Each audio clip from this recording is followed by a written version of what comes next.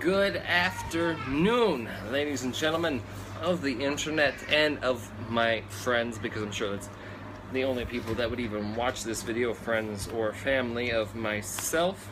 We're going to do the Robizzie review of the Summerslam weekend. Now, of course, I got my goblet of Jack and Coke here, in case you're wondering.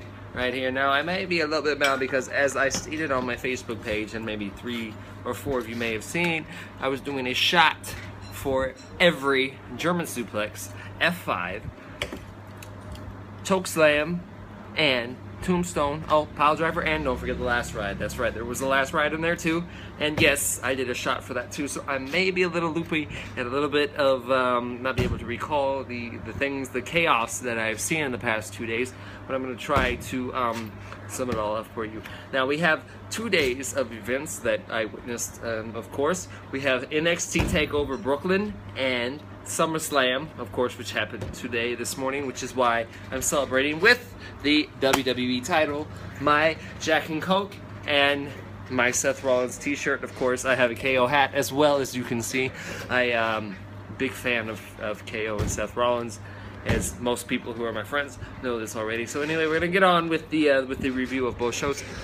We have, first off, of course, NXT TakeOver, which happened yesterday morning. Mind you, I had to watch both these shows on my phone, about this big, in Thailand, because the internet just doesn't work that good over here. I have to use a VPN to get the shows, and yeah, so the internet didn't really work so well, but the 3G worked better than most, so I could watch these things. NXT TakeOver, though, yesterday morning was phenomenal. Let me just say this right now. I don't care what any other wrestling site says about this weekend. There was nothing that was not phenomenal about this weekend. It was great. In a wrestling, storytelling, everything point of view, this weekend was amazing. Starting with NXT TakeOver. First off, we had the Jushin Liger versus Tyler Breeze match in the NXT TakeOver, which was superb. No big surprises there. It was a great match. I loved the match. I loved the spots. I loved everything about it. Of course, Jushin Liger, who I thought would go over, went over. That was great. Then we had the greatest tag team matchup I have ever seen in NXT. Granted, we have some great NXT. When the Ascension was in NXT, they were great. We had the Lucha Dragons when they were there. They were phenomenal as well. But the greatest all-around NXT tag team matchup that I think I've ever seen was yesterday at NXT TakeOver Brooklyn. I was surprised. Like, normally the tag team matches generally get me not so excited. But what I saw yesterday with the Vaudevillains and Blue Pants versus Blake and Murphy with Alexa Bliss was phenomenal. It was a great match. There was no spot that I could have called better. Everything was great. It was superb to me. I don't think you could have done that match any better.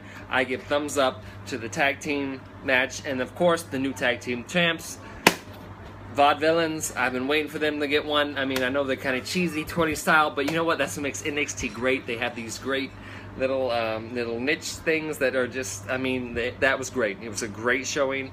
NXT TakeOver Brooklyn started off with a bang with Jushin Liger, and then the tag team champs. Okay, the next match, I believe, was the Apollo Crews match. Apollo Crews had a great showing in the first match. It wasn't a straight up squash match, so therefore it was pretty good. I enjoyed it. It wasn't quite whatever, but for our debut, it was great. Then we had Baron Corbin versus Samoa Joe. Baron Corbin, not a big fan of. I'm gonna be honest. Every time I see him, it's like they try to do the Goldberg with him. He just comes out, he dominates, puts the end of days, done, over.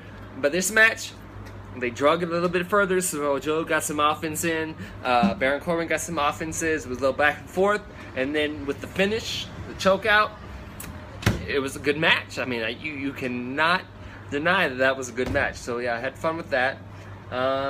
Trying to think. Then, you know what? I'm going to go to the ladder match. The ladder match, Kevin Owens, Finn Balor. You know what? It was a great match.